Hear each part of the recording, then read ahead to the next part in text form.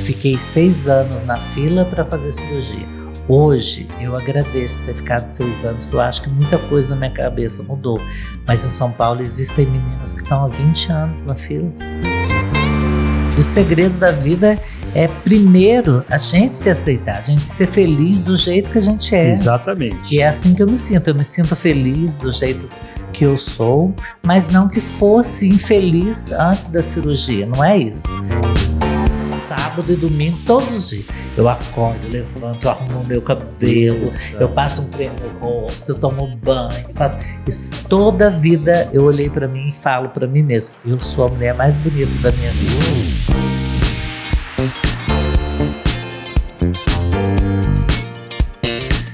Opa! E aí, gente, tudo bem? Estamos chegando aqui para mais um Café com Manteiga. Hoje é quinta-feira e, como toda quinta-feira, nós chegamos aqui com um bom papo. E nosso episódio de hoje está muito bacana. Tenho certeza que você vai gostar.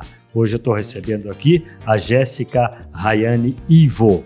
Mas antes eu quero falar aqui da minha parceria. A Evolive Kombucha, o chá fermentado, o chá da vez, que blinda o nosso intestino e nos dá um momento de bem-estar todo dia, o dia todo. É a nossa companhia em mais esse episódio e mais esse podcast. A Jéssica Rayane Ivo, né? Ela é instrutora, aliás, primeiro ela é artesã, né? E ela é instrutora de artes, né? A Jéssica passou pela presidência da associação Nós Fazemos, ficou por lá 8 anos. Ela fez também projetos de lei de incentivo cultural em escolas, os trabalhos que ela realizou e alguns que ela realiza ainda. Ela foi delegada de conferência de políticas públicas para mulheres, tá? E atualmente ela é voluntária na ONG Lenços ao Vento. Jéssica é uma senhora casada há 9 anos. Jéssica é uma mulher trans que veio bater o papo com a gente. Nós vamos tratar de um assunto muito sério hoje aqui e ela vai explicar para a gente do início até o final disso tudo, né? até nos dias de hoje. Tudo bem, Jéssica? Tudo bem, você? Tudo legal. Obrigado por ter vindo aqui bater esse papo com a gente, esclarecer um monte de coisa e a gente contar um monte de história por aqui. Aqui a gente chama as pessoas para contar história, né? História de verdade como a sua, né? Ô, Jéssica, você veio de onde? Você me falou que morava na zona rural. Sim, na zona rural, Usina da Pedra, município de Campestre. E eu gosto muito daquele local. Até hoje eu volto lá sempre para poder visitar. Tenho uma irmã que ainda mora lá. Mas os meus outros irmãos, 2 moram aqui e a minha outra irmã mora com a minha mãe em Machado. Mas foi lá que tudo começou, né? Foi lá que eu nasci. Lá nessa fazenda? Nessa fazenda. Usina da Pedra. Quero aproveitar e mandar um abraço para todo mundo lá. Eu sou quem sou hoje porque primeiro tudo começou lá. Então eu carrego um pouco de tudo que eu vivi lá. Eu sou um pouco de cada um daquele povo que mora lá. E eu tenho muito orgulho de falar disso, porque foi lá que eu comecei a minha vida, foi lá que nasci, foi lá que eu comecei meus primeiros sonhos, que era de vir para a cidade grande. E a cidade grande seria Pós-Caldas. E buscar os meus sonhos. E eles vieram acontecendo, né? Você vai contar para a gente daqui a pouquinho. Você é de uma família de quantos irmãos? 6 irmãos. Eu tenho um irmão falecido há 12 anos, que era o meu irmão mais velho. E meu pai, que já é falecido há 15 anos. Dizem que é falta de educação, mas você tem quantos anos hoje, Jéssica? 49, vou fazer 50 anos. Que a gente começa. E você vivia a tua infância lá? Eu vim embora para Poços, eu tinha 18 anos. Eu fiz 18 anos na quinta-feira e vim morar em Poços no domingo. Ah, é? Foi um presente? Não é? Foi um grito de liberdade. Foi um grito de liberdade? Foi. Tá, bom.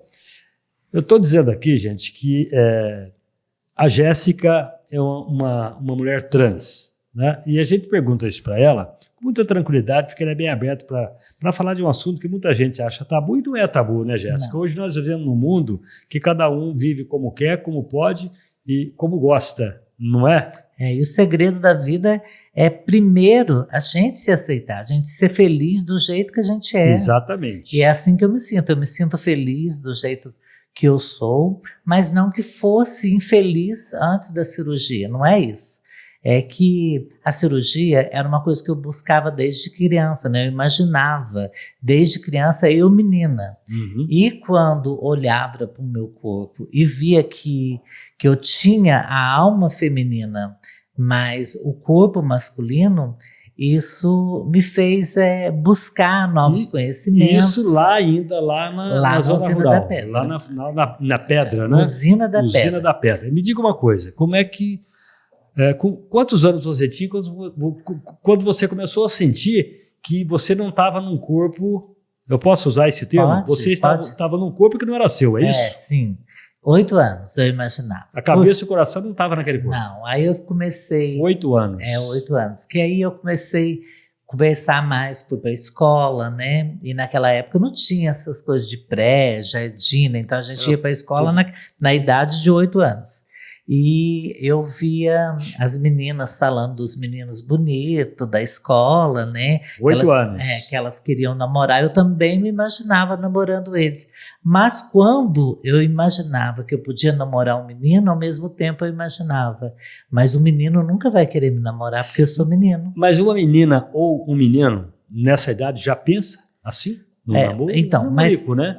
É aquele namorinho de criança, né? A gente tem aquela mania, você vê que as crianças hoje, ela fala assim, ó, eu vou casar com fulano, eu vou namorar fulano, mas nem sabe o que é. Exatamente. Mas eu nessa época então, pensava só...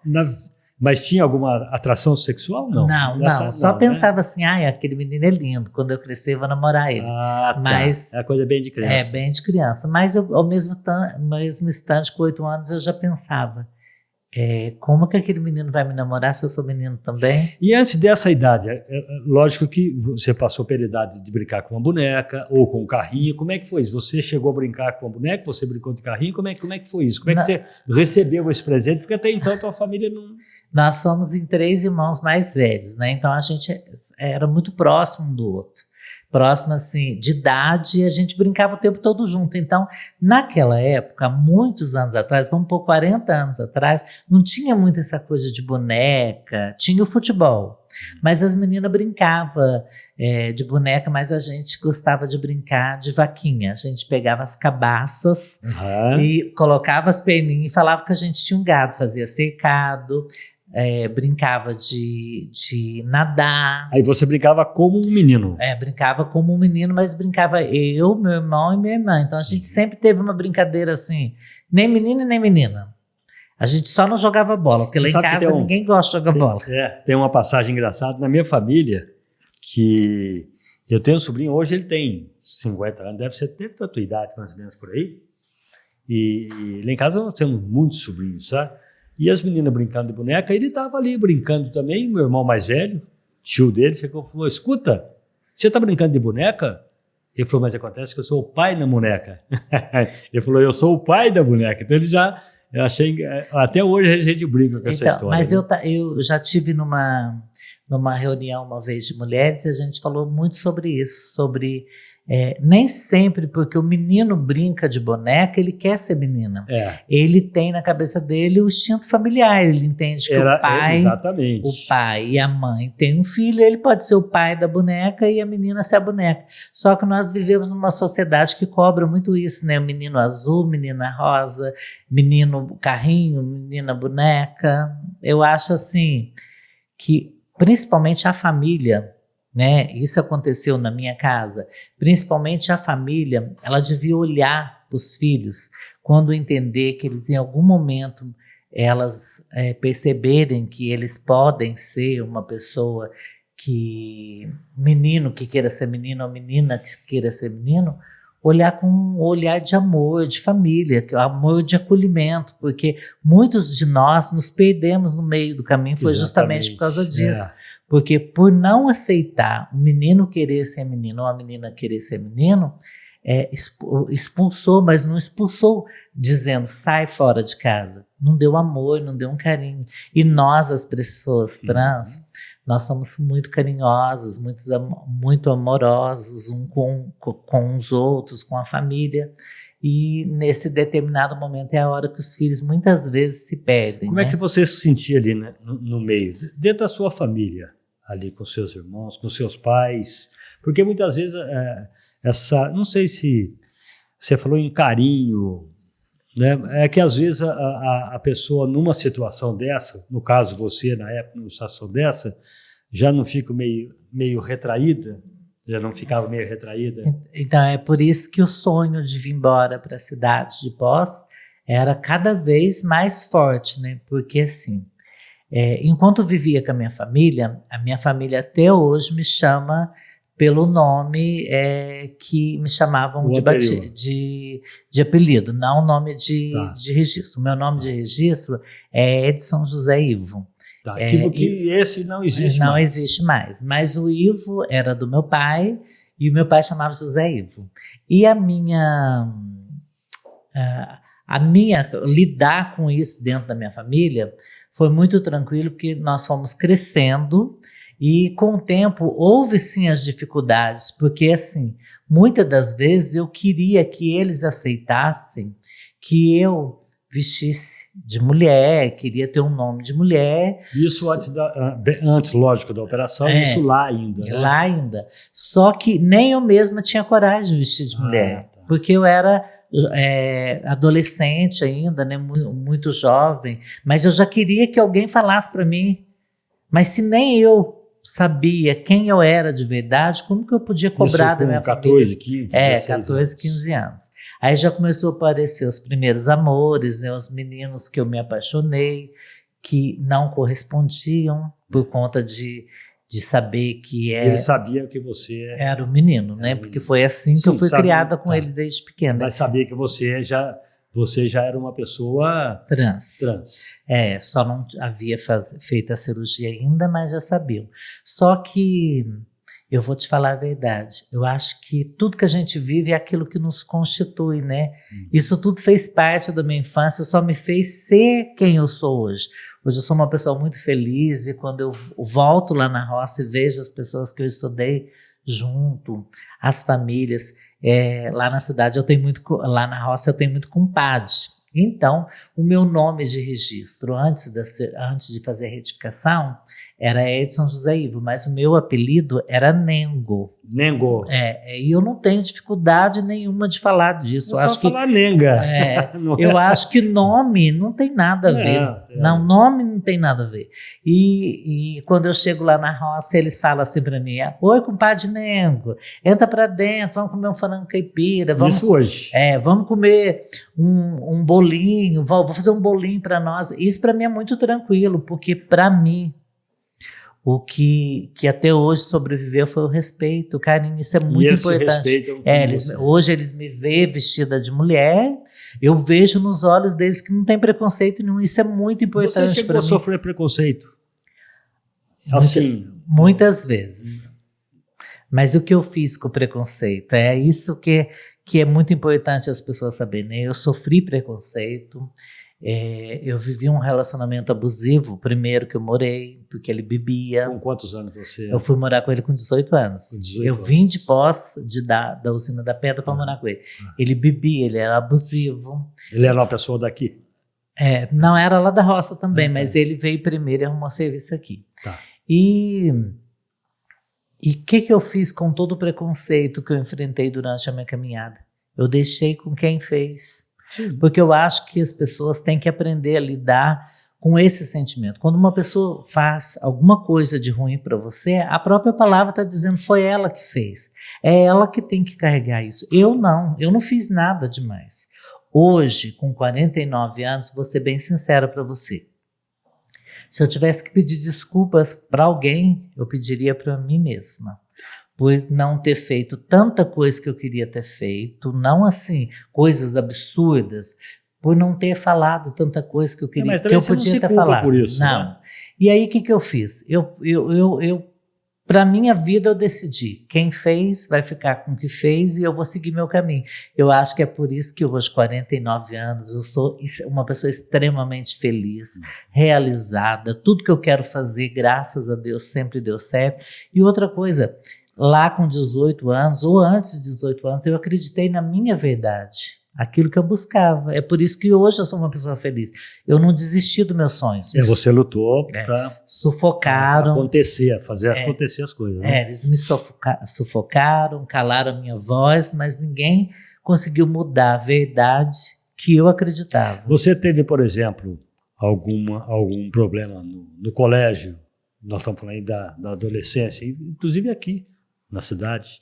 Né? Você teve algum problema no trabalho, de arrumar um trabalho por ser uma pessoa trans? Foi assim, na escola, enquanto eu estudei na escola da roça, na Usina da Pedra, foi muito tranquilo, porque eu estudava com pessoas que eu conhecia, né? Que já te conhecia desde criança. Então, por exemplo, eu era o amigo da escola, o colega da escola.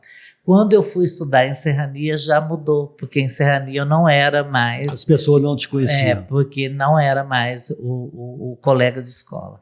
Aí fica aqueles nomes taxativos, né, que as pessoas aprendem desde pequeno, que os pais fazem questão. E quando você estudava lá em Serrania, por exemplo, você se vestia como um menino. Como menino. Quantos anos você tinha aí? Já tinha uns 15, 16 anos. Uns 15, 16 anos. Mas aí eu não consegui estudar. Né? Era muito para mim. Muito assim, muitas vezes colavam uns creches no meu cabelo, que eu já tinha o cabelo comprido, e a dificuldade maior não era essa. A dificuldade maior é uma que até hoje se estende, criando leis, tentando fazer tudo. Era o banheiro, né? É a dificuldade maior de uma pessoa trans. O que você acha disso tudo hoje? Eu acho que não deveria criar-se um banheiro rosa. Um banheiro rosa é só intitular mais outro preconceito. Eu acho que tinha que ter um banheiro masculino, um banheiro feminino e um banheiro. Lá nesse banheiro, não precisava ser um banheiro só, 2 banheiros. As pessoas que se identificar enquanto corpo de menino, menina, ou enquanto corpo de menina, menino, vão nesses banheiros. Por que ele tem que ser rosa?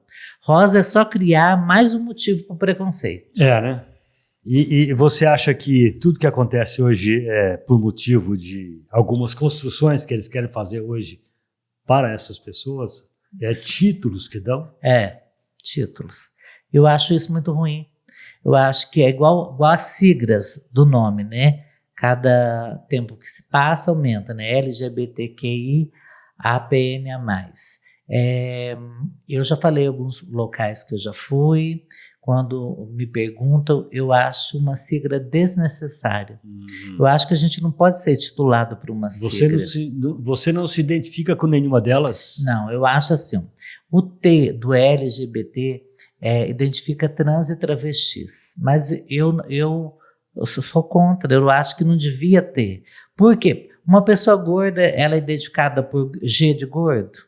Uma pessoa magra, uma pessoa preta, por que para nós? Aí muitas vezes o próprio grupo fala que é uma maneira que eles encontraram de identificação, de nos identificar. Não, mas se a gente busca direitos iguais, não pode ter uma sigla. Mas é melhor identificar como pessoa, né? Pessoa, por isso que tinha que ser LG, liberdade e gente. Pronto. Né? Somos todos iguais. Aí cria-se política pública igual segunda-feira passada, agora teve Conferência da Saúde. Nós estivemos lá para poder reivindicar nossos direitos enquanto grupo LGBT na saúde. Mas por que a gente tem que estar lá se a própria sigla da saúde, que é o SUS, né, que fala-se tanto do SUS, Sistema Único de Saúde, Saúde Nacional, é para todos? Por que nós temos que ir lá gritar? Nós não precisávamos ir lá gritar. Tinha que fazer ser parte. Uma coisa normal. Normal. Então você chega no postinho de saúde muitas vezes, que esse foi um dos maiores questionamentos lá, o que precisa ser feito? Não adianta nada você criar uma pessoa trans poder usar o seu nome social, enquanto não faz a retificação. Porque o social é quando ela não muda o nome de registro e pode alterar pelo nome social que vai vir no cartão do SUS, no CPF, mas ela não fez a retificação. E quando faz a retificação é quando vai no cartório e muda seu registro de nascimento. Aí a pessoa vai lá, faz a retificação ou faz o nome social. Quando ela chega no postinho de saúde, ela é chamada pelo nome anterior. Então, precisa criar políticas para que... não é nem criar, porque já existe uma lei, uma portaria que dá o direito de ser chamado pelo nome social. E por que não faz um preparo? Não prepara esse pessoal que vai atender. Aí chega uma mulher lá, toda vestida de mulher, na hora de chamar para poder fazer a consulta, fala o nome de homem. Mesmo estando com o nome social lá. Então, e esse funcionário? Mas então, se está com o nome... Bom, nós não podemos... O teu nome, por exemplo, nós nem podemos dizer que é um nome social, né? Não, meu já é o nome de registro. Então, por que essas pessoas vão lá? Por que já não vão no nome... Mas é apresentada a identidade com o nome de mulher. Por que a outra pessoa faz questão de chamar pelo substantivo masculino? A pessoa está lá... Aí fala assim, ó, Jéssica Rayani, é a vez dele. Não existe homem com o nome de Jéssica. Então eu entendo assim, ó, se lá dentro do posto de saúde existe uma lei dizendo que é direito, por que chama? Eu acho é um despreparo? Eu acho que não, porque hoje se fala tanto sobre isso na televisão. Eu acho assim, na maioria das vezes, não são todos funcionários, é uma falta de vontade. E muitas vezes falta de conhecimento. Mas o meu postinho, quero aqui deixar um abraço para o UBS São Jorge. Do bairro São Jorge. Que é lá embaixo, né, perto da Unimed, que são profissionais excelentes e sempre me receberam com o maior carinho. E muito antes de eu usar o nome social, eles já me chamavam de Jéssica. E foi por lá que... Você escolheu o seu nome? Jéssica Rayani. Foi eu que escolhi. Isso você já tinha na cabeça lá atrás? E isso eu já tinha desde a infância o nome de Jéssica. E o posto lá, foi através de lá que eu fiz o tratamento Goiânia. Foi por lá que eu comecei todo o tratamento que fui para Goiânia. Você foi para Goiânia. E me diga uma coisa, quando você se vestia de menino, você já se intitulava Jéssica? Já. E as pessoas lá te chamavam de Jéssica? Algumas pessoas me chamavam de Jéssica. Os amigos, né? Os amigos, e outros não, porque tem gente que não acostuma, né? E eu nem posso cobrar isso deles, porque, como eu falei, a minha família me chama pelo apelido e fala ele. Mas eles sabem que eu sou casada, sabem que eu visto roupa feminina, sabe de toda a minha vida, eles vêm na minha casa. Mas a minha família é uma família abençoada. Era lá que eu tinha que nascer. O meu propósito era lá Deus dentro daquela casa. Mandou a família certa. Sim, eu tenho o maior orgulho de fazer parte da minha família, de ter poder cuidado do meu pai no hospital. E hoje... Seu pai e sua mãe estão aí ainda? Tá, minha mãe está, 75 anos. Seu pai é vivo ainda? Não, meu pai é falecido há 15 anos. A minha mãe é uma pessoa linda, por fora e por dentro. Ela maravilhosa. Mora em Machado. Machado? Tá. É uma pessoa linda. E as minhas irmãs também sempre foram muito amigas, né? Eu batizei as crianças das minhas irmãs. Então, assim, a gente sempre tá junto, próximos um do outro. E agora, recentemente, batizei a menininha do meu irmão caçula. Então, e como é que se combate? Vamos falar um pouquinho de discriminação. O que você acha que pode ser feito para ser combatido hoje a discriminação? Que a gente está falando no teu caso, né? Mas discriminação hoje existe por todo lado. Às vezes, até eu mesmo, né? O Marcos, o meu xará ali, pode sofrer uma discriminação. Sim. Às vezes meio por baixo do pano, assim, mas às vezes acontece. Mas no caso de vocês é mais ferrenho, né? Como é que se combate isso hoje? Qual que é a sua opinião com relação a combater isso tudo? Então, sobre o preconceito, muitas pessoas hoje falam muito assim, as pessoas trans, ou as pessoas gordas, ou as pessoas negras, né? Tem todo um mundo muito grande dentro dessa palavra preconceito, né? Mas quando se fala de preconceito, eu acho assim, todos nós enfrentamos preconceito em determinado momento da vida. Só que o preconceito, quando ele é com uma pessoa trans, travestis, as lésbicas, os gays, ele é mais vivo, né? Ele é agressivo. Ele tanto é agressivo como verbal, né? quanto agressivo de agressão mesmo. Porque quando uma pessoa tem preconceito, ela espanca, ela humilha. E eu acho que não adianta criar-se projetos e políticas públicas ou até mesmo leis que façam que esse preconceito seja derrubado se ele não é cumprido. Olha, nós tivemos na cidade vários episódios de preconceito, de racismo, mas não se cumpre.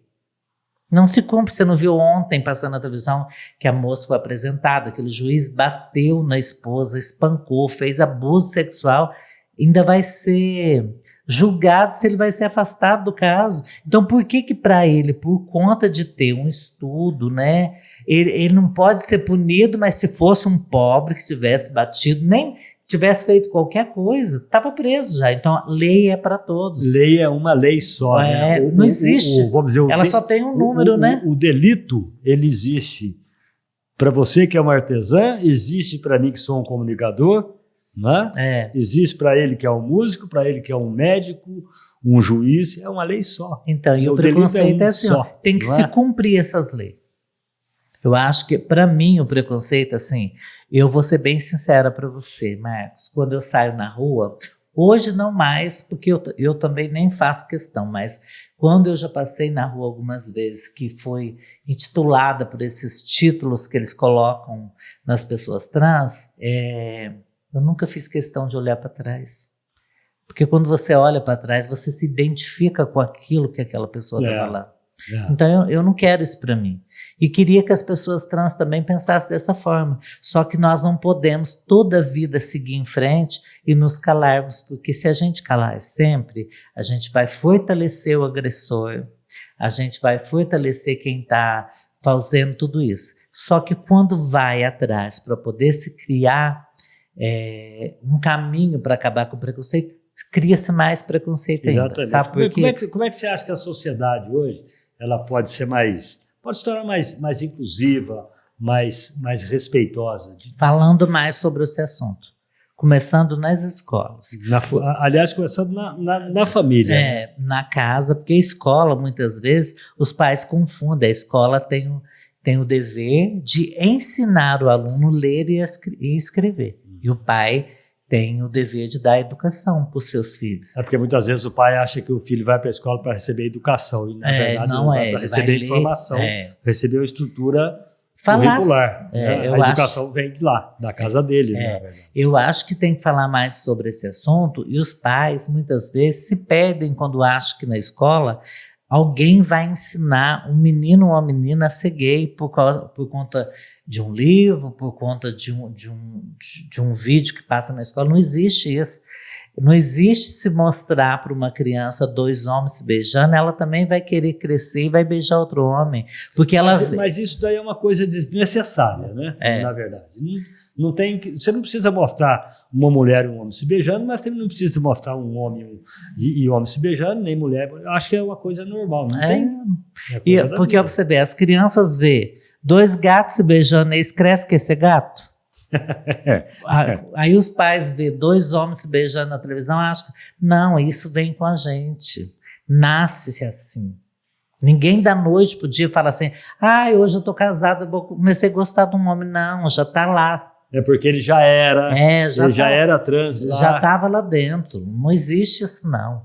Só que assim, eu entendo as pessoas que falta conhecimento, e para adquirir conhecimento tem que falar mais na escola, em casa, tem que ser conversado, principalmente, né? Essa semana eu estava sentada no bazar que eu fico, né, da ONG, e eu vi uma mãe descendo com o filho. Ela estava aconselhando o filho, uma moça novinha, falou: olha, filho, quando você olhar para um amigo da escola, identificar que ele não é aquilo que você achava que ele era, fica quietinho.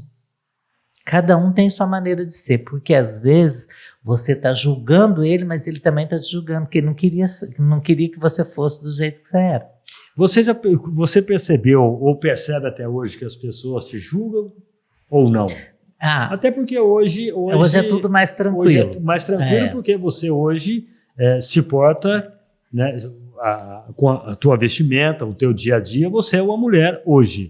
E né? assim, vai muito do respeito, como se chega, não só para mim, quero que fique bem claro isso, porque senão as pessoas podem pensar, então quer dizer que existe outras, não. Todo mundo, quando você chega no lugar, minha mãe não sabe ler e não sabe escrever, e o meu pai tinha pouco estudo, mas o meu pai com a minha mãe sempre nos ensinou, educação em primeiro lugar, você tem que saber chegar e sair sempre. Pela mesma porta sempre. Né? Sempre, porque um dia você vai precisar voltar. Então a gente aprendeu isso lá em casa. Minha mãe sempre conversa com a gente até hoje. Ela não sabe ler, não sabe escrever, mas é a pessoa mais inteligente que eu já conheci. Ela é muito vivida. E lá atrás, quando eu falei para você que eu estudei muito pouco, né? Mas eu carrego debaixo do o diploma da vivência, né? Debaixo do braço, o diploma da vivência. E essa começou lá em casa. Começou lá na pedra, né? Lá na pedra. O lugar que eu amo, lugar que eu nasci, né? E se Deus quiser, algum dia ainda vou ter uma chácara, um pedacinho de terra, para voltar lá, para poder ver tudo que eu vivi. A casa onde eu nasci, tá lá. Eu já fui visitar há pouco tempo. E minha irmã mora lá perto, mas tudo na vida da gente é assim. Eu acho que a gente não pode ficar a vida inteira presa a algo que nos faça sofrer. A gente Jéssica, tem que caminhar. você estava dizendo que você está casada há 9 anos, né? Há 9 anos. Você teve quantos relacionamentos antes? Mais 2. Mais 2 relacionamentos. Um foi o primeiro que você falou que foi um relacionamento abusivo. Você morava com o rapaz, né? Com 18 anos. Aí depois você... Eu tive um outro relacionamento que ele não era abusivo, ele era uma pessoa muito boa, muito calma, mas a dificuldade do nosso relacionamento foi porque ele tinha de vez em quando uma crise, porque ele teve um problema de infância na casa dele. Né? E ele não superou esse problema de infância na casa dele. Mas isso com relação à sua transexualidade? Não, com a família dele, com o pai e com a mãe. Então, muitas vezes, ele tinha as crises dele enquanto meu marido e achava que por conta da crise que ele tinha da família, ele queria descontar em mim. Não era agressivo. Tá. Mas com palavras, com gestos aí e tal. Aí tudo que eu falava estava ruim, tudo que eu falava, às vezes eu falava assim para ele, você quer janta? Eu acabei de fazer janta, vamos jantar. Ele já gritava, porque ele viveu a mãe dele viveu um relacionamento fora do casamento e ele chegou a encontrar a mãe com outra pessoa. Então ele achava o tempo todo que ele ia ser traído. Então, ele não conseguiu sobreviver dentro de um relacionamento. Esse filho, o marido sim, mas esse filho não conseguiu sobreviver dentro do relacionamento. No primeiro relacionamento foi de quanto tempo? 6 anos. 6 anos. E foi um relacionamento abusivo, mas as pessoas perguntam, mas era abusivo, então você gostava? Não. Porque assim, foi abusivo, mas era o que eu buscava, eu queria vir para posse, né? Então, se eu voltasse embora, ou legasse, separasse dele, eu teria que voltar para a roça, eu não queria. Aí eu fui lutando até que separamos. Deu uma estruturada. Comecei a trabalhar, e o segundo durou 2 anos e pouco. Nessa época você fazia o quê? Trabalhava com o quê? Aí eu ficava em casa e fazia extra, em padaria, motel. Só tive um serviço fixo mesmo, depois que separei dele. Tá, aí isso foi do primeiro. Do segundo, quanto tempo foi? 2 anos. 2 anos. Aí você... até nessa época você não era operada ainda? Não era operada. Tá. Aí você conheceu o teu marido, esse que você está com ele há 9 anos. Eu tô com ele há 9 anos, mas eu conheci ele e me apaixonei por ele no primeiro dia que eu vi mas ele. você já era operada, não? Não. Aí eu comecei a gostar dele, levou 8 anos. E como é que quando ele te conheceu, como é que vocês se conheceram? Eu morava numa casa no fundo e ele montou uma oficina na porta da casa. E você se vestia como um menino? Não, como menina já. Já como menino, só que você não era operada ainda? Não era operada ainda. Tá. E a gente se apaixonou. Aí e ele sabia que você era trans? Sabia, só que a gente não teve relacionamento antes dele se separar, porque ele era casado. Aí ele separou. E ele separou por você? Ele separou. E depois a gente começou a namorar, namorou 1 ano e pouco e depois fomos morar juntos. E hoje vocês casaram ou só moram? Não, a gente só mora junto. 4 anos eu fiquei com ele casada sem a cirurgia e depois eu operei em 24 de novembro de 2018. Tá, eu fiz a minha cirurgia. E quando você... Porque, naturalmente, quando vocês começaram a ter um relacionamento, claro que você comentou com ele que você gostaria de fazer a cirurgia. Sim, ele sabia. E como é que foi a atitude dele quando falou que quer fazer a cirurgia? Ele falou para mim que era meu sonho, que eu falava com muito entusiasmo, que meus olhos brilhavam, e ele ia fazer de tudo para me ajudar, mas não que isso fosse mudar o nosso casamento. Ele sempre falou e fala até hoje. Eu me apaixonei pela mulher Jéssica. Não foi por um corpo, Jéssica. Okay. Então, e eu não chamo, Marcos, a cirurgia de mudança de sexo. Todo mundo fala, mas para mim, na língua cirúrgica, né, é redesignação sexual. Para as pessoas mudança de sexo, mas para mim... Resignação. Só que para mim não é. Para mim é adequação do corpo à alma. Então vai muito além. Então só quem passa por isso sabe.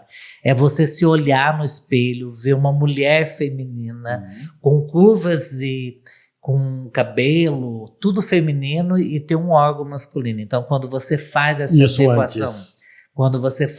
adequação, é mágico. É mágico. Então, assim, o meu processo da cirurgia ele foi tão tranquilo. Eu fiquei só 5 dias só 5 dias internada.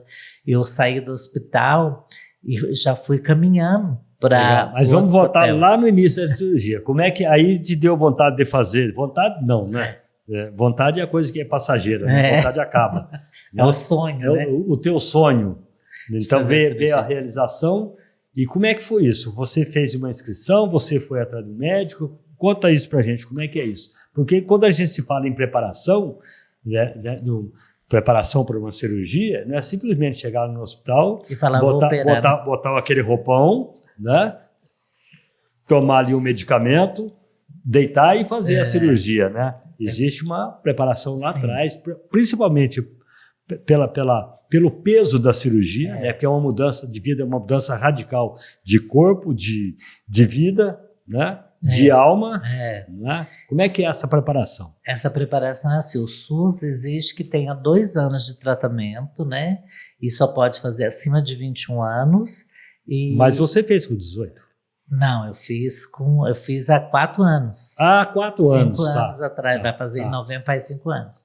É que eu estou confundindo. Você veio para cá com 18. Então, essa cirurgia, eu fui até o postinho de saúde do meu bairro, conversei com eles, que primeiro eu liguei na ouvidoria do SUS saber como que funcionava, que eu teria que passar no meu postinho.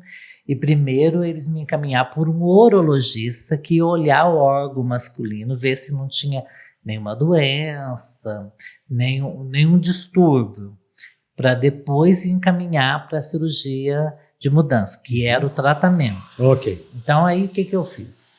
Eu fiz isso e me encaminharam para o Dr. Alcides Moscone, na Zona Leste. E o Dr. Alcides tinha acabado de chegar de uma conferência de urologia em São Paulo, e lá tinha um pessoal de Goiânia falando que eles tinham criado uma técnica para fazer cirurgia lá, que era um pouco diferente da cirurgia de São Paulo, que não era tão agressiva quanto a de São Paulo. Tá, mas fala uma coisa para mim, nós vamos chegar lá, mas eu quero saber assim, como é que você foi vivenciando isso daí? Porque é uma mudança, é uma coisa que você sonhava muito. Muito. Não é? Você sonhava muito com isso, e de repente a coisa começou a acontecer. Né? Você achava a coisa tão longe, né? Tão longe. Começou a acontecer e você ficou assim com medo. Será que vai dar certo? Será que eu vou conseguir? Será? Aí chegou um cafezinho bom. Será que... O que você pensava? Você ficou nervosa? Não, no começo eu imaginava assim, tinha um pouco de medo de não chegar esse dia. Eu via falar que ansiedade, podia fazer, né? De vez em quando eu estava na minha casa, com a minha família, assistindo TV, a gente via falar na televisão. Quando eu vi a Roberta Cruz a primeira vez, achei ela, ainda é uma das mulheres mais lindas, né? E eu falei, o sonho tá aí, eu vou ter que correr atrás. Você sabe quantos anos ela tem hoje? A última vez que eu vi a reportagem, parece que ia fazer 52 anos, mas ela continua linda ainda. Ela é muito bonita, né? E aí, quando eu vi Roberta Cruz, aí sim que floresceu tudo. Eu falei, agora vai. Agora vai. Mas ela operou, ela fez fora do Brasil. Resignação, vamos falar assim agora, né? Usei o termo certo? Certo. E ela fez essa resignação há anos já, né? Ela fez muitos anos, né? E de lá para cá foi se criando técnicas diferentes, né? Porque o filme, não sei se vocês já assistiram, A Garota Dinamarquesa, é baseado numa das histórias das primeiras trans que fizeram cirurgia, mas ele era um homem casado e depois separou, a esposa apoiou ele e ele fez a cirurgia, mas ele morreu com uma infecção, porque naquela época não tinha preparo suficiente para lidar com isso, igual outras cirurgias também, né? Muita gente morria por conta de infecção de outras cirurgias. Exatamente. O que eu fico pensando assim, porque quando a Roberta Close fez a resignação, ela fez no Brasil? Não, fora do Brasil. Porque naquela época não tinha no Brasil, né? Eles falam que ela é casada com o médico que fez a cirurgia dela. Ah, né? é? Acho que é Otton que eles chamam. Então, aí quando eu vi a Roberta Close, aí o sonho se enfraqueceu, virou um jardim. Aí eu falei, agora ou nunca. Aí eu comecei a correr atrás. Aí porque você não tinha grana. Não tinha grana. E sabia que o SUS começava a fazer cirurgia de graça. E hoje o SUS faz essa cirurgia ainda? Faz de graça. A cirurgia é de graça. Tá, mas isso já fazia quando você resolveu fazer a sua? Já fazia. Só Bom, e como é que foi esse trâmite? Você foi até o Dr. Alcides? E ele me encaminhou. Aí ele fez o TFD. Para quem não sabe, qualquer problema de saúde que uma pessoa tenha na cidade dela, no município dela, e naquele município não existe um médico que tenha capacidade para poder atender essa especialidade dessa doença, é encaminhado para fora, né? Para outro município, para outro estado, e isso é feito através do TFD, tratamento fora de domicílio. E quando esse tratamento chega, ele é custeado pelo município, né? E o meu tratamento em Goiás, que aí eu comecei a fazer tratamento em Goiânia, né? Porque você me falou que era São Paulo e Goiânia. Por que você foi fazer lá em Goiânia? Porque o Dr. Alcides chegou falando que em Goiânia tinha uma equipe dessa nova, conferência que ele foi. E se eu queria ir para lá, eu fui. Só que é muito longe, Marcos.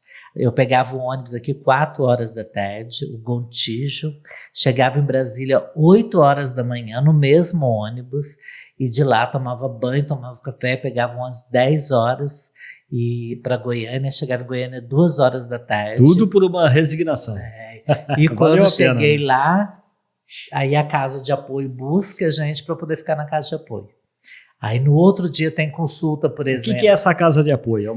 É uma casa que recebe o pessoal que vem de fora, de outro estado. Sim, mas é uma... Aí você pode dormir, comer lá na casa e tem um carro que te leva para todos os médicos que você precisa passar. Sim, mas essa casa ela foi, vamos dizer, construída, idealizada para as pessoas trans ou para qualquer... todo mundo, todas as pessoas. Qualquer cirurgia.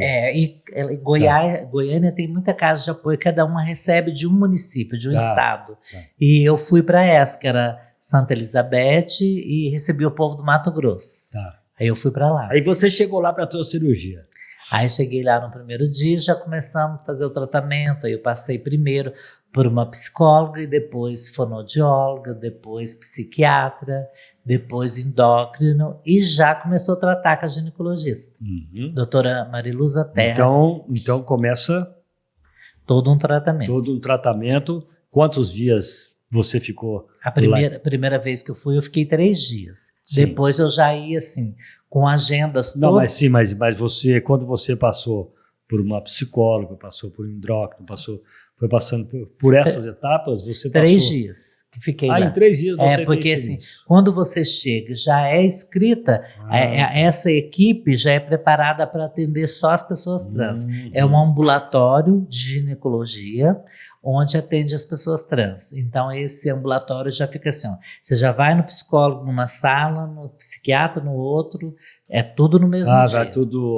É porque nós vamos de longe, então já tem que ser tudo resolvido naquele dia. E depois, quando eu vim embora, aí eu comecei a tratar com endócrino, com a ginecologista e com a psicóloga. Então eu já chegava, por exemplo, lá em Goiás, na terça à tarde, na quarta eu tinha endócrino de manhã, às 10 tinha a ginecologia e 3 horas da tarde a psicóloga. Você tratou com um ginecologista? Uma ginecologista. Mas antes, quando não você... era operada ainda, mas já tratava... trata com uma ginecologia. As mulheres trans que vão fazer cirurgia... Mas você não passou por um urologista? Não, o urologista foi só aqui. Antes de chegar lá. Antes de chegar lá. Porque aí eu já levei o laudo que não havia nada de... Legal. Aí eu levei o laudo meu que estava tudo bem, aí você não trata mais.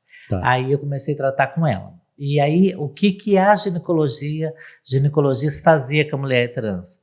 Ela que acompanhava os exames dos hormônios que a gente começa a tomar, que são os hormônios femininos. No meu caso, eu tomei o hormônio feminino que o endócrino receitou e ela avaliava. E você começou a tomar isso lá? Depois não, eu já tomava já antes. Tomava aqui? Já tomava antes. Você notou alguma mudança no teu corpo? Não? Muita mudança, mas uma coisa que eu quero deixar um alerta para todas as pessoas trans, que não se deve tomar hormônio sem antes procurar um endócrino, um profissional da área. Eu tomei hormônio antes sem ter o apoio de um profissional. E quando eu cheguei em Goiás, eu estava com o organismo inchado. Veja bem, gente, a importância do que ela está dizendo aqui para as pessoas não fazerem esse tipo de coisa. Se puder até repetir, né? usar medicamento por conta própria, se automedicar, principalmente num caso desse, não é? E o hormônio, ele é muito forte, porque você imagina, é um organismo masculino que está recebendo uma dosagem de hormônio feminino, então tem que ter algum conflito por dentro. E que tipo de conflito dá?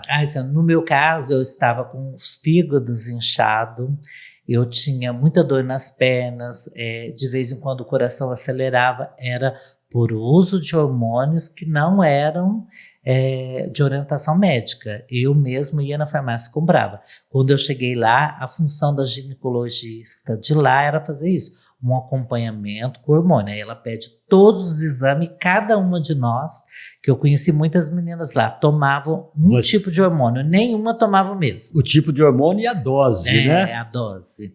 E é interessante, Marcos, falar sobre isso, que antes da cirurgia eu tomava um hormônio que tomei durante 6 anos, que eu fiz o tratamento e acompanhamento 6 anos. Depois eu fiz a cirurgia. E depois que eu fiz a cirurgia e não tomo hormônio, espera no mínimo 60 dias.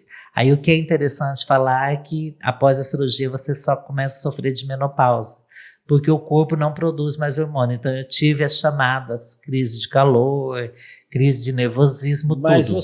você tinha 20 quantos anos? Não. Você tinha...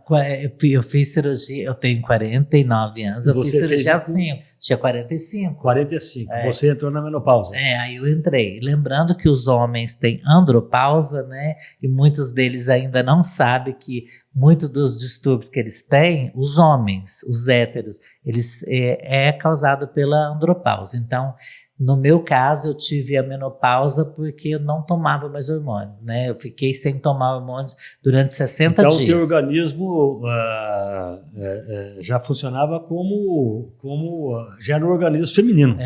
É porque a partir do momento que você retira os testículos, que é quem produz os hormônios do corpo, teu corpo não produz mais hormônio.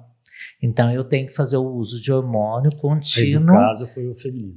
Foi o feminino. E esse hormônio que eu tomo, tem que fazer primeiro todos os exames para saber qual dosagem você vai tomar.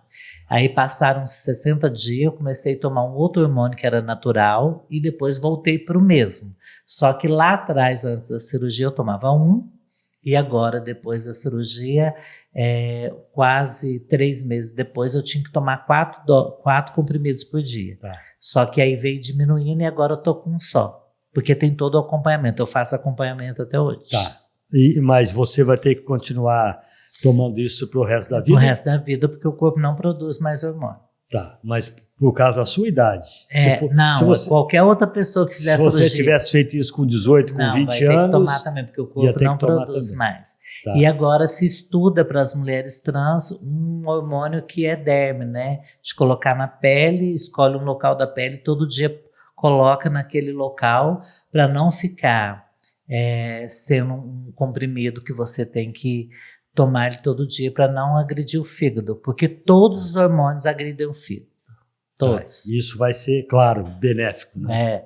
E esse vai ser melhor. Só que agora eu fiz um monte de exame recentemente e vou levar para que isso aconteça, né? Muito bem. Eu tenho que saber como que tá as taxas de hormônios para poder passar esse hormônio. Tá, fala uma coisa para mim. Quando você entrou dentro da sala de cirurgia, né? Que ali era a hora, né? E vai acontecer agora. Né? Como é que você se sentiu? Falou, você vai deitar nessa cama... Aquela coisa de qualquer cirurgia, né? Só que a tua é uma cirurgia, vamos dizer, tinha expectativa muito grande da tua cirurgia, sim. Né? Quando eles vão chamar no quarto para poder ir, eles vão te buscar de maca. Meu marido me acompanhou. E eu pedi que não queria ir de maca. Você foi andando? Eu fui andando junto com meu marido de mão dadas. Meu marido estava chorando muito, nervoso, mas eu falei para ele, você sempre fala para mim que a gente tem que ter fé, que existe um Deus que é capaz de tudo. Então agora é o momento de você usar essa fé. Eu vou voltar a mesma. Vai mudar só para mim. Para você não vai mudar, para mim vai mudar. E quando eu cheguei na porta do centro cirúrgico, aí eles mandam tirar o chinelo do pé, né? E eu me lembro que quando ele tirou o chinelo do meu pé, as lágrimas do olho dele caíam no meu pé, de tanto que ele chorava.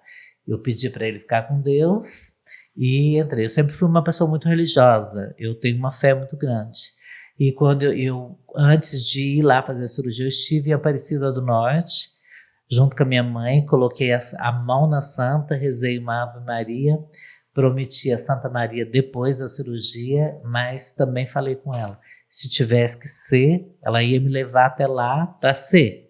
Mas se não tivesse que for de não ser, acontecer alguma coisa ruim, era para não deixar eu ir. E quando eu cheguei lá na porta, eu falei, agora, estava lá, eu estou aqui porque era para eu vir. Entrei no centro cirúrgico. Aí você entrou na fé. Preenchi os documentos todos e eu entrei no centro cirúrgico para a cirurgia, era 8 horas e acordei da cirurgia 12h44. Então, achei que foi. Então você teve 4 horas e pouco de cirurgia. E quando eu acordei da cirurgia... Mas só uma coisinha, quando você te passou pela cabeça, assim, mesmo com toda essa fé e tudo, te passou pela cabeça, será que assim, de não dar certo?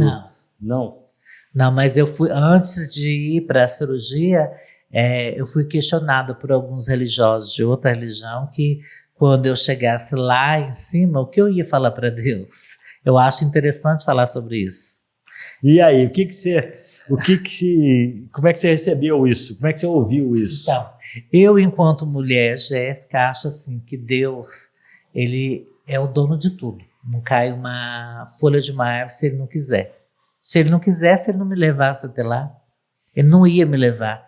Eu não ia abrir essas possibilidades que abriu para mim. Eu sou uma das únicas mulheres... Você não nasceu trans porque você quis, não é? E assim, como eu te falei, eu tinha que ter nascido na minha família, eu tinha que ter vivido tudo isso que eu vivi.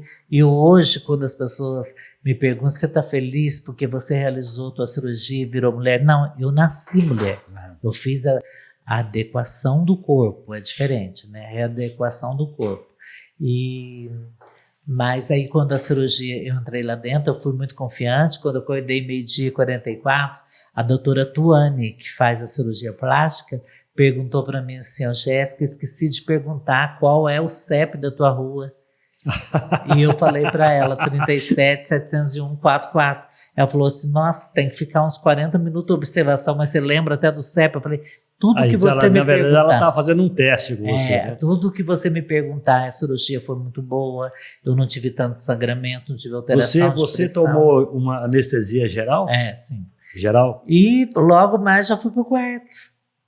Tá, mas me diga uma coisa, aí quando você acordou da anestesia, lógico que tem algum incômodo de qualquer anestesia. Aí você já imaginou, falou, pô, onde é que tá aquela parte do meu corpo? Foi a única coisa que eu não pensei. Marcos, vou te falar uma coisa que muita gente não vai acreditar que está assistindo esse programa, mas eu nunca mais lembrei desde aquele dia. Não lembro nem como é que era. Não quer nem saber para onde foi. Porque assim, eu acho que eu precisava era disso mesmo, dessa adequação do corpo e alma. Quando você opera, essa cirurgia que eu fiz, você não tem como você olhar para baixo como que é a cirurgia, né? Então, de lá eu saí, fui pro quarto, meu marido não Foi andando também? Não, aí já foi na de maca, maca, e né? meu marido não pôde acompanhar. Tá. Para o meu marido me acompanhar, ele teve que descer num setor, esterilizar, tomar banho, esterilizar a roupa dentro do hospital e depois subir, que ele me acompanhou. E eu cheguei no quarto, a doutora Mariluza foi me ver, perguntou como que tá, falei, tá tudo bem, tá tendo dor? Não.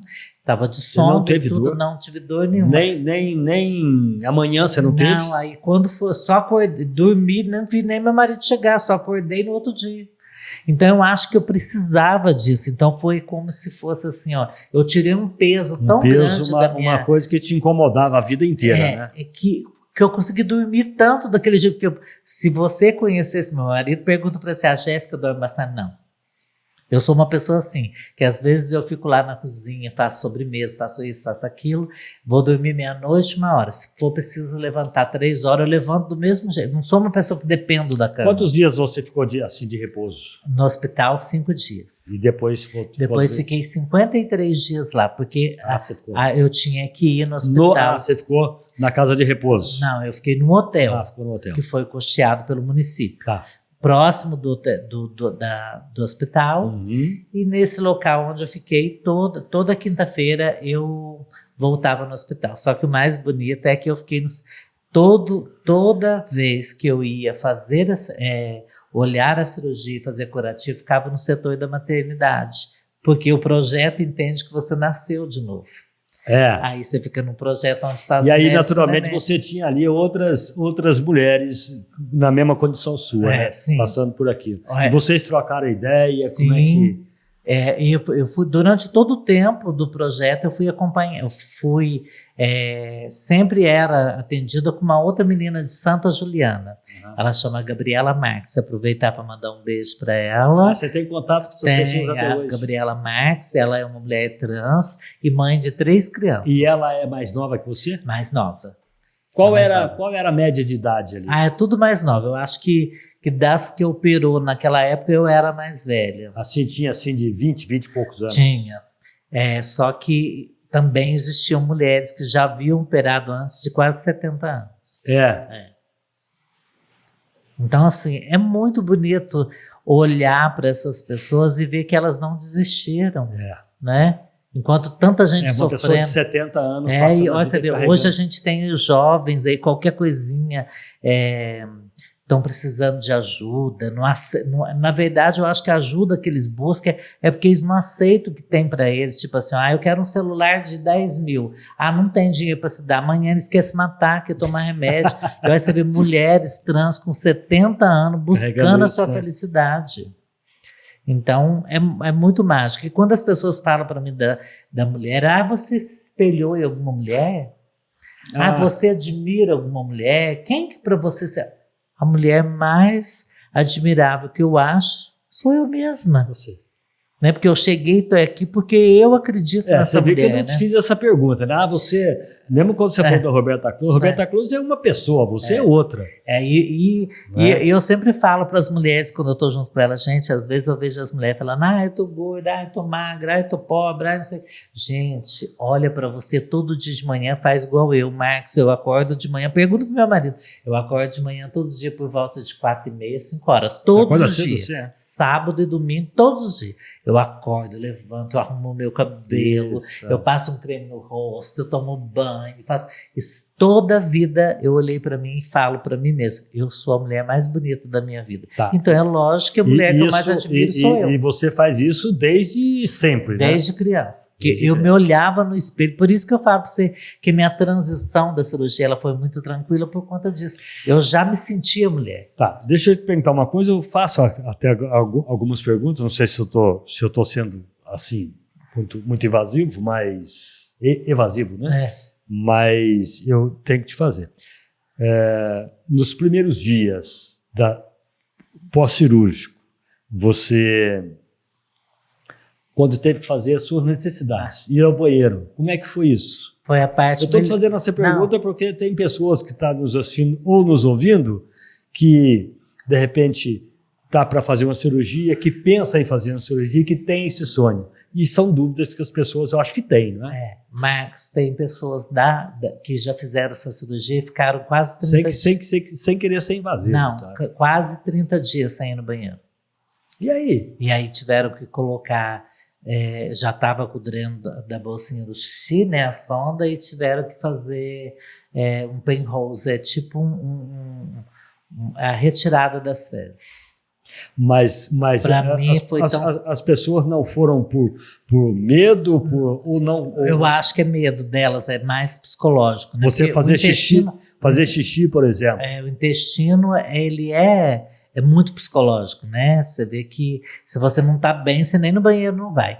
Para mim foi tão tranquilo que foi assim, a doutora Mariluza Terra, que é a criadora desse projeto TX, Transsexualidade, falou para mim, Jéssica, o segredo da cirurgia é caminhar depois da cirurgia. Só que você não vai caminhar enquanto estiver aqui, mas beba muita água. Se você beber água, o aparelho urinário, ele trabalha junto com o intestino, ele vai entender, fez xixi, precisa fazer cocô. E aqui o que aconteceu? Eu fiz, na quinta-feira de manhã, foi o dia de tirar os pontos que eu saí lá de dentro, os pontos que ficam do lado de fora da cirurgia. Quando o doutor tirou os pontos, ele falou para mim, agora é a etapa mais difícil, que é a etapa do xixi e você ir no banheiro sozinha. Então ele acabou de sair, me deu vontade de fazer xixi muito grande. E meu marido saiu correndo atrás dele, porque o meu marido pensou, deve ter estourado alguma coisa por dentro. Saiu correndo. Quando o meu marido veio junto com o doutor, eu já tinha feito xixi sozinha. Eu já tinha descido da cama e fiz xixi. E aí ele pediu para mim tomar banho e voltar para a cama. Quando ele eu voltei para a cama, ele veio me ver, disse que estava tudo bem, normal, beleza, fez xixi. Ele foi embora. Minutos depois me deu vontade de ir no banheiro de novo. Aí eu consegui evacuar e meu marido foi correndo de novo, procurar onde ele estava. Quando ele chegou lá, ele falou, tá de alta, pode ir embora.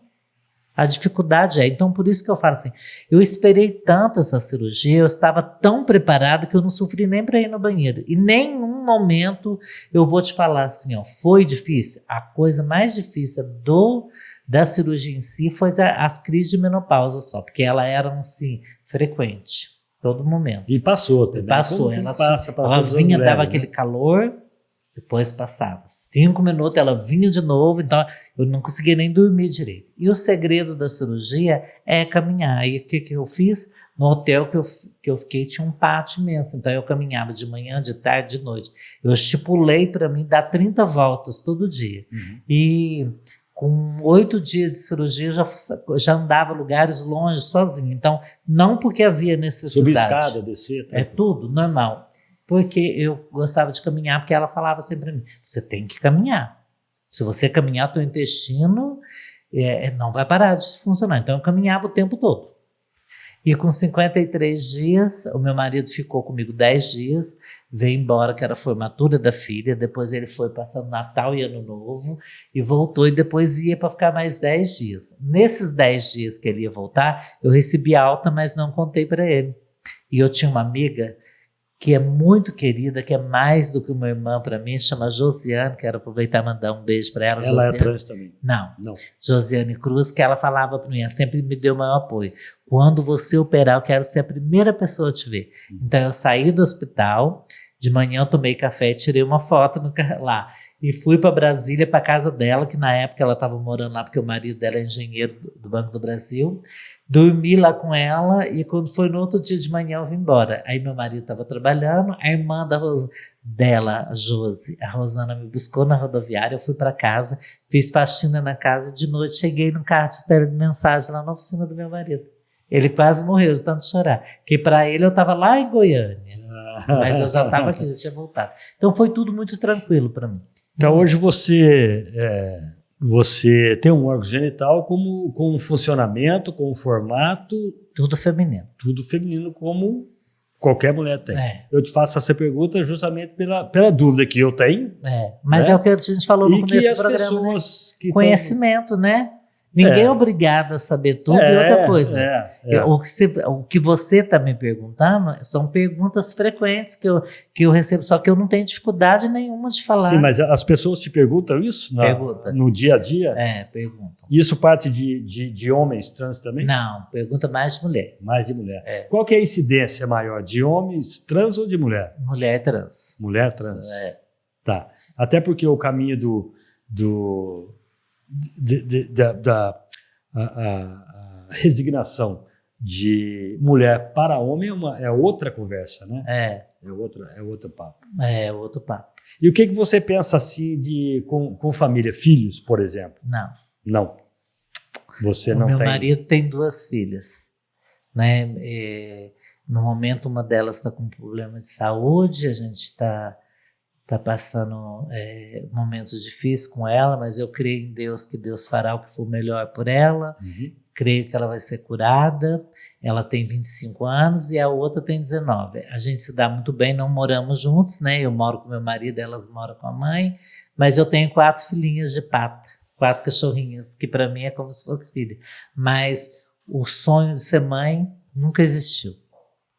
Eu acho que é muita responsabilidade, até mesmo por tudo que eu vivi, né? Eu estava preparada para viver tudo que eu vivi, mas e será que meu filho vai estar? Porque meus filhos vão ter que enfrentar outro tipo de preconceito, que né? É a mãe trans. A mãe trans. Tá. Então, assim, e como é que você vê hoje um casal trans ou não adotar um filho? Por exemplo, 2 homens que adotar filho, 2 mulheres adotar filho. Como é que você vê isso hoje? Eu acho lindo. Eu acho um ato lindo e muito mais do que lindo, corajoso. Que precisa ter muita coragem. Porque só a pessoa trans sabe tudo que ela viveu.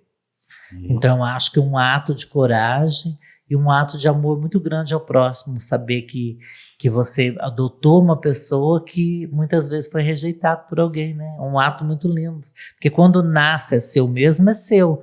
Mas quando você adota é um ato muito lindo, muito puro, né? Pegar uma pessoa que não é nada sua e fazer daquela pessoa, a partir daquele dia, tudo. Porque um filho é tudo para um pai e para a mãe, né? Sim, eu sei porque eu tenho 2. E me diga uma coisa, você acha que mudou? Assim, eu sinto que sim. Eu acho que muita coisa tem que mudar, mas você acha que daquela época, lá da roça, da pedra, lá onde você viveu, para hoje, você acha que mudou muita coisa nesse sentido?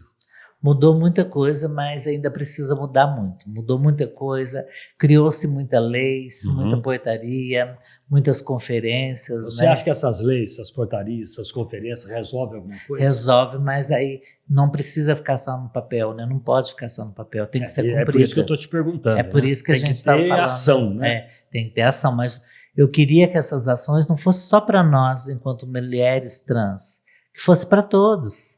Né? Porque nós temos aí pessoas cadeirantes sofrendo por não ter rampa de acesso, nós temos aí pessoas negras por não ingressar num trabalho, igual nós também, né? Pessoas trans não ingressar no mercado de trabalho, não ingressar na escola. E quando a gente fala de preconceito e de dificuldade, a gente fala num todo. Eu me sinto no dever de defender todas essas pessoas. Eu não posso falar só enquanto mulher trans, porque nós temos, olha, a cadeirante, mas a cadeirante pode ser uma mulher trans e cadeirante, uma mulher negra e trans. Então, eu me sinto no direito e obrigação de defender todas essas pessoas, todas as classes. Eu gosto muito de trabalho social, gosto muito de atuar junto com as crianças, mas eu acho que tem que ser um trabalho conjunto, coletivo. Hoje você faz esse voluntariado nessa organização não governamental, e qual é o teu papel? Que é Lenços ao Vento? Né? Lenços ao Vento. Eu fico num bazar, porque o bazar fica embaixo da ONG e a gente vende as roupas que recebe de doação. A ONG fica onde? De frente com o Cacom, na rua Minas Gerais. Tá. E a gente vende essas roupas e o dinheiro é voltado para casa, onde compra os alimentos que são doados marmitas para o pessoal que faz tratamento no Cacom. Muitos deles vêm de fora, não tem realmente dinheiro para poder comer e comem lá. O poder público não ajuda essa casa. A gente gostaria muito que que o Vocês poder chegaram a público... fazer algum pedido? A Patrícia tem agora um pedido na Câmara para que os vereadores deem uma lida, apoiem para poder receber pelo menos ajuda de custo para o aluguel. Porque eu acho, Marcos, que eu não entendo como que um poder público vê. Em frente à nossa ONG tem o CACOM. O CACOM cuida das pessoas com câncer. Tem pessoas que chegam 3, 4 horas da manhã para ser atendido a partir das 7 horas. E diga-se de passagem, muito bem atendida. Quero deixar meu abraço e carinho para as pessoas do CACOM, que recebe todo mundo muito bem lá. Mas só podem ir embora quando todos terminam o tratamento. Às vezes vão embora 4 horas da tarde. E muitos vêm sem ter o que comer. E muitos vêm de fora. De fora. E recebem comida, porque a dificuldade é de quem vem de fora, né? E podem se alimentar lá na ONG, eles recebem um prato de comida. Hoje mesmo tinha um prato de comida, Danone e um saquinho de pão para eles levar. O Danone e o pão é justamente para isso, porque se demorar, eles têm mais outra refeição para fazer. Então, eu gostaria que o poder público olhasse com carinho, porque é como negar o que está acontecendo lá, né? Um ato de carinho, de apoio, né? De solidariedade às pessoas doentes. E não pode, ninguém vai lá para poder pagar, por exemplo, entrar em acordo para poder pagar. O aluguel daquela casa é muito caro, porque ela é muito grande, né? E a Patrícia Gil é uma pessoa guerreira, porque ela luta de todas as formas. Ela, o pai, a mãe, o marido, às vezes trazem coisa de casa para poder fazer. E tem um grupo de voluntários, que eu fico no bazar, mas tem quem trabalha na cozinha. A gente faz evento, bingo, aí vai todo mundo junto trabalhar.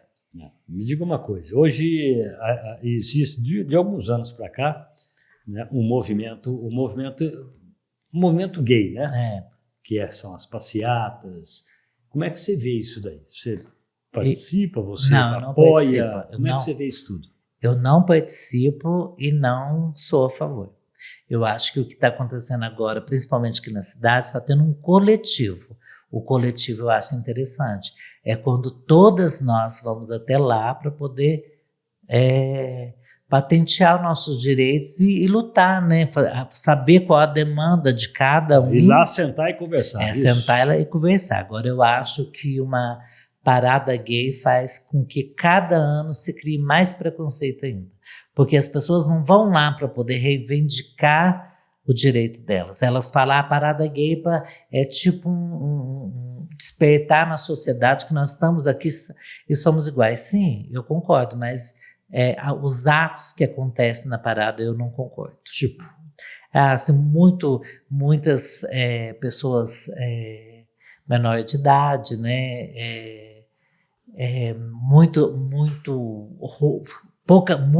Pouca roupa, né? Uhum. Eu acho que se você quer direitos iguais, você não pode andar quase seminu. Okay. E muito nessas paradas gays acontece muito isso, né? É muita luxúria, muito corpo descoberto, e eu sou contra. Eu acho que é muito mais interessante ter o coletivo que está acontecendo aqui, que acontece uma vez por mês, e é aberto ao público. Qualquer pessoa pode ir. Não precisa... E às vezes eu acho que, acredito, né, que tem gente que está ali, não sabe nem o que está fazendo. Não, mas na maioria um fala para o outro, vamos lá na parada, porque tem isso e tem aquilo.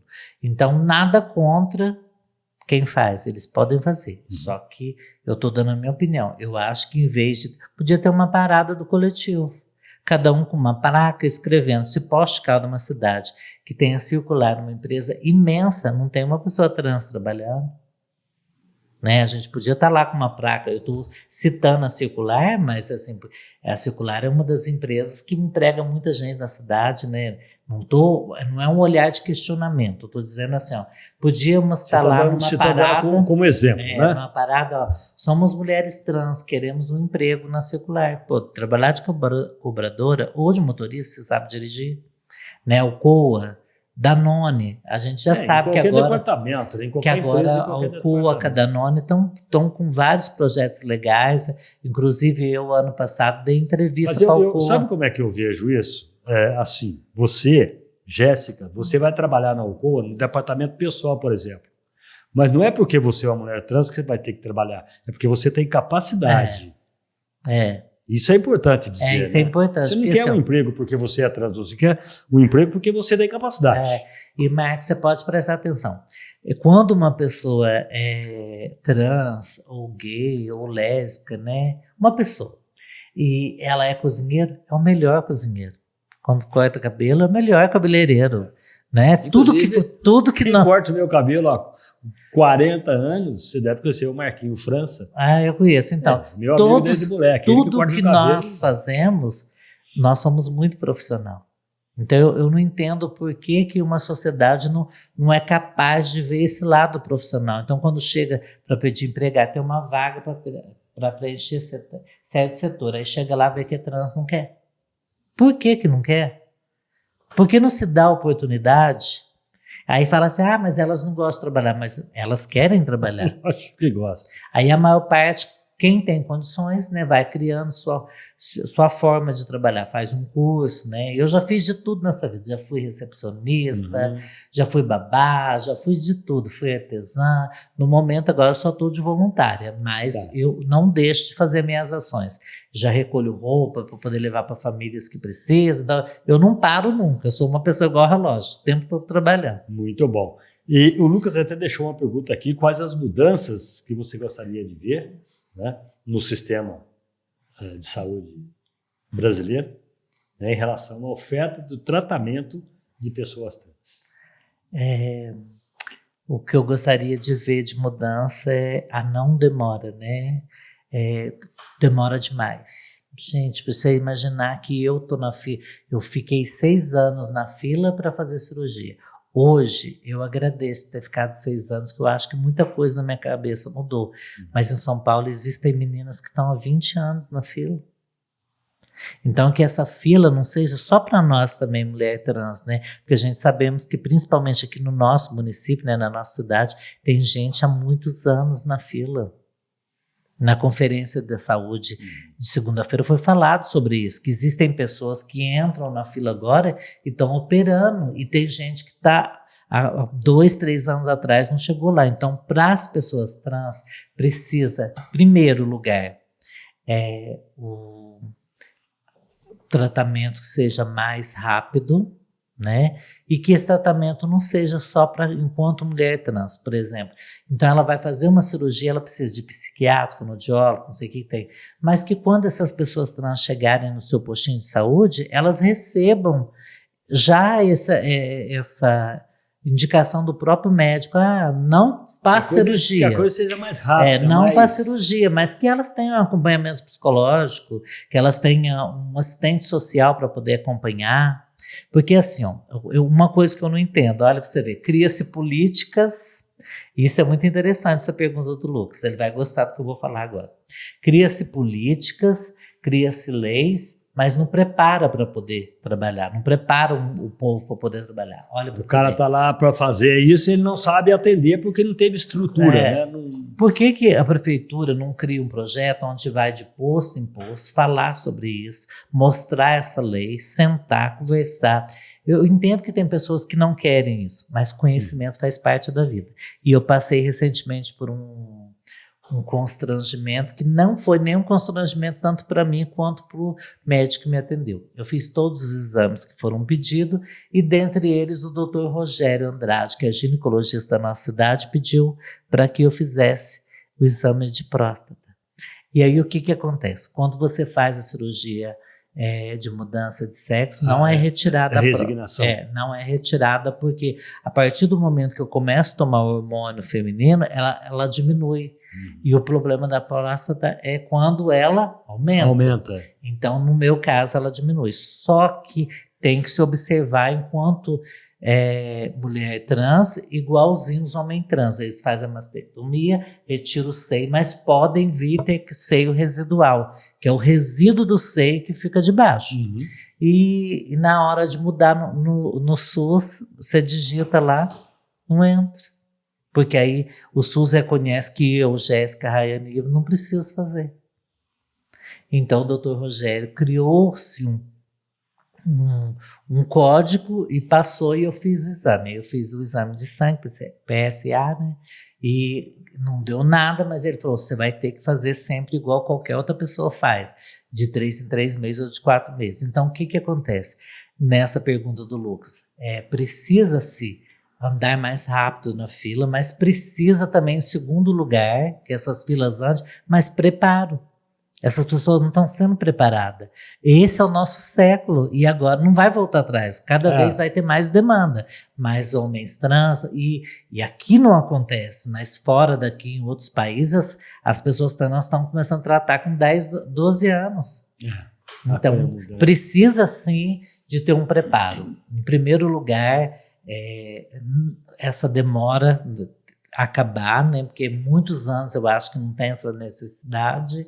Eu entendo que o SUS tem outras prioridades, que é cirurgia de coração, mas se já criou-se uma portaria onde pode-se fazer a cirurgia de mudança, então que seja mais rápido. De se organizar para atender. Para atender, né? Porque é uma necessidade agora da pessoa. Uma necessidade. É uma necessidade da pessoa. Necessidade e uma questão de saúde, né? Sim. Porque saúde mental, espiritual, psicológica.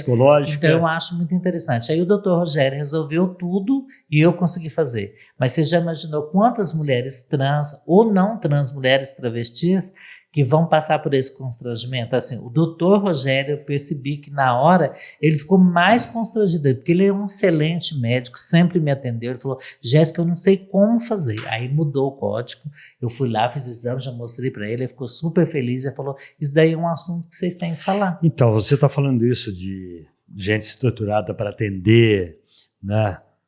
O atendimento mais rápido, mais eficaz. Sabe o que eu fico imaginando? Você é uma pessoa esclarecida. Eu fico imaginando uma pessoa na situação dessa, uma menina trans, ou que seja o contrário, um homem, que seja uma pessoa, um morador de rua, por exemplo, que a gente sabe que tem. Que tem muitos. Essa pessoa não tem para onde correr, não tem a quem perguntar, não tem ajuda nenhuma.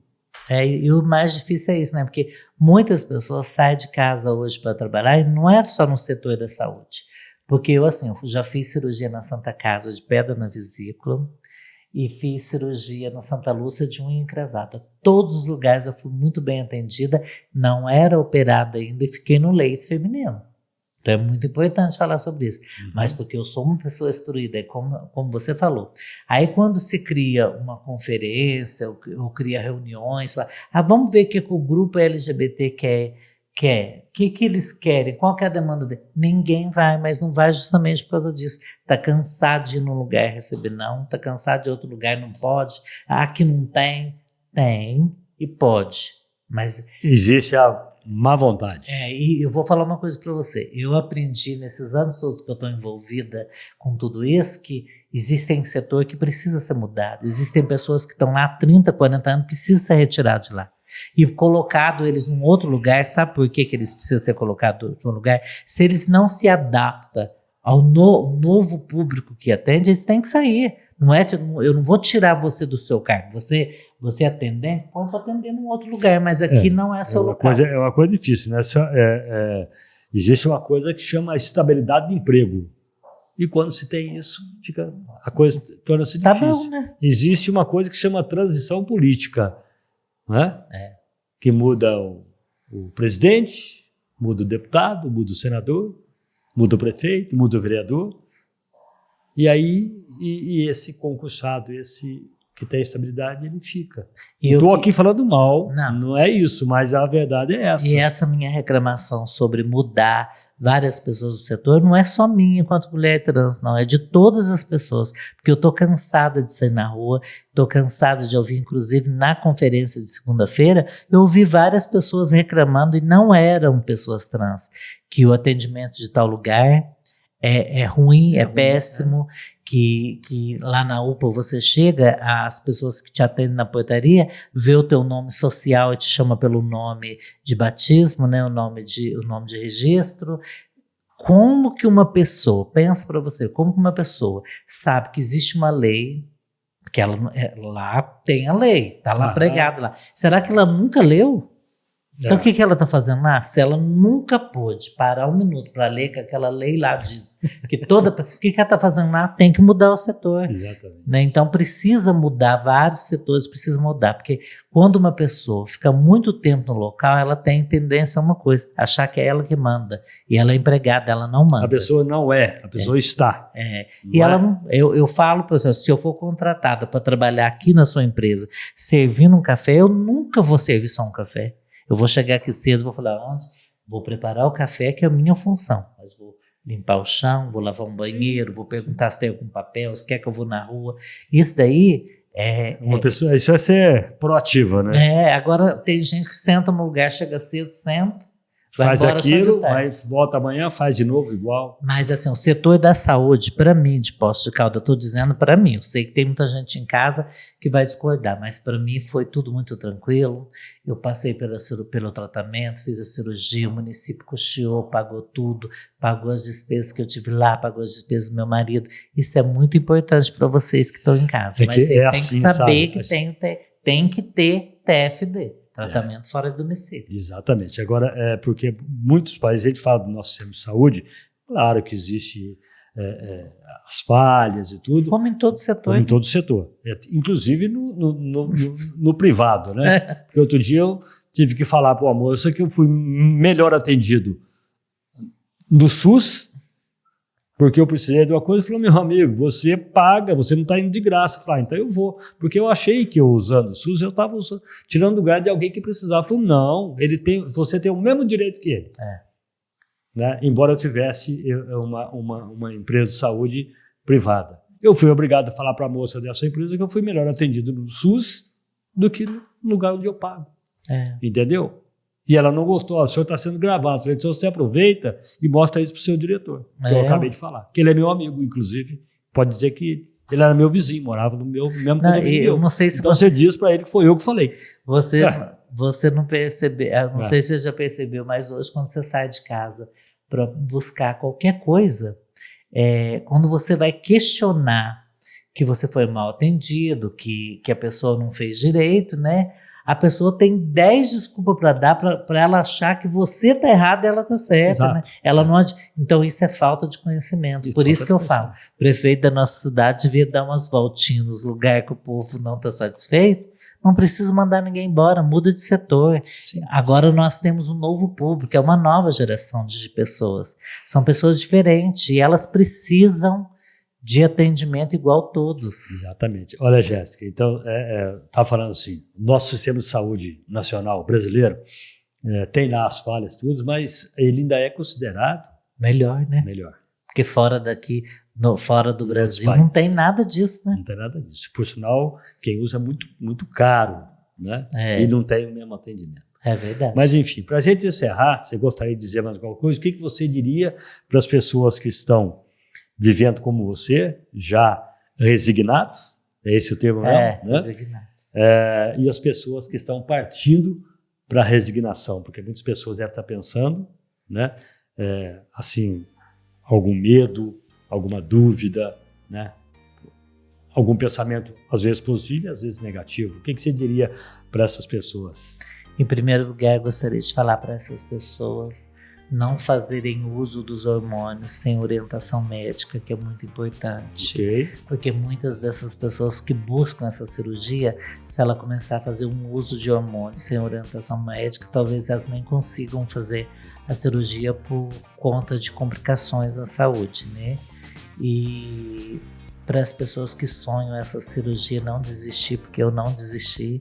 Eu fui uma pessoa que nasci na roça, vim para a cidade, busquei meus sonhos, busquei minhas verdades. E se você tem algum medo, quando você começar a fazer o tratamento, a psicóloga vai te ajudar em todos os setores. Não desanima.